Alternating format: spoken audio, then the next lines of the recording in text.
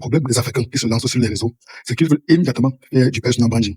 Moi, avec la petite expérience que j'ai, je finis par remarquer que faire du personal branding, ce qu'on appelle de visibilité, c'est inutile. La meilleure chose à faire, c'est d'apporter de la valeur aux gens. Comment? Tout simplement en apportant des solutions à leurs problèmes. Cela te permettra d'être connu et d'avoir de la visibilité. Et c'est donc à ce moment que faire du personal branding est beaucoup plus pertinent. Parce que le personal branding, le problème avec cela, c'est que tu partages ta vie. À aucun moment, tu ne penses à autrui. À aucun moment, tu ne penses à ceux qui vont regarder tes contenus. Donc, pourquoi est-ce qu'une personne qui ne te connaît ni d'Adam ni d'Ève, la personne ne t'a jamais vu, pourquoi est-ce que la personne prendrait le risque de venir regarder tes contenus? Pourquoi? Ça n'a littéralement aucun sens. Une chose que j'ai remarqué chez beaucoup d'Africains, c'est qu'ils pensent que le personal branding, c'est une question d'esthétique.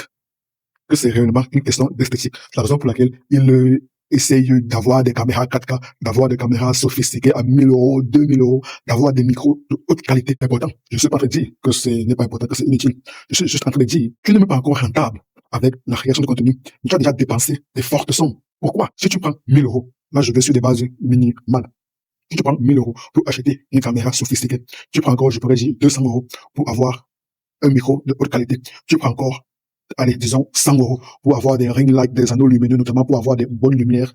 Disons qu'en tout, tu as dépensé 1500 euros avant de pouvoir créer des contenus. Je ne sais pas si réellement tu pourras rentabiliser cela. Donc, pour moi, faire du personal branding, lorsqu'on a très peu de visibilité, c'est inutile. Il faudrait apporter de la valeur aux personnes, simplement. Maintenant, donc, cela rentre dans l'aspect marketing.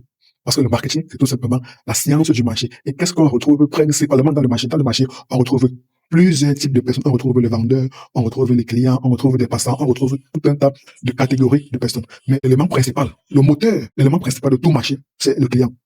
Du moins, ce sont des potentiels clients. C'est dans la même chose dans la création de contenu. Lorsque tu veux créer du contenu, inutile de faire du personal branding. Parce que le personal branding, tu ne parles que de toi. Pourtant, l'être humain n'en a strictement rien à faire d'autres personnes. L'être humain est foncièrement égoïste par nature. L'être humain ne s'intéresse qu'aux choses qui vont lui apporter de la valeur. Toi qui viens faire du personal branding, tu ne parles que de toi, tu ne parles que de ta vie. Mais ça n'intéresse personne. Honnêtement, ça n'intéresse personne. Donc, il faudrait donc essayer de parler des choses qui vont intéresser des personnes qui vont regarder des contenus. C'est la même chose à faire.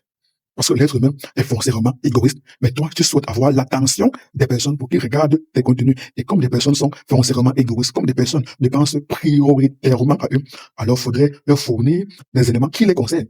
D'où le fait de résoudre des problèmes, résoudre leurs problèmes. Tout le monde a des problèmes dans la vie. Et naturellement, lorsque tu as un problème, tu recherches des solutions pour résoudre ces problèmes. Tu recherches à solutionner ces problèmes. Tu recherches à t'évader de ces problèmes. Et si tu rencontres une personne qui apporterait des solutions à tes problèmes, alors c'est jackpot.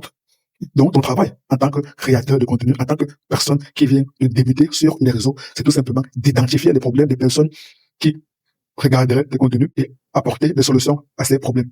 Mais dans un premier temps, identifier ces problèmes, parler de ces problèmes. Alors, naturellement, des personnes seront fidèles à tes contenus. Et naturellement, ces personnes vont estimer que tu as la solution à leurs problèmes. Là, maintenant, si tu veux, tu le partages la solution gratuitement. Ou alors, si tu as un minimum de sens et business, tu comprendras que tu partagerais une partie de la solution et le reste deviendra payant. Tu suscites de la curiosité. Tu suscites le désir d'en savoir beaucoup plus. Ça, c'est très important.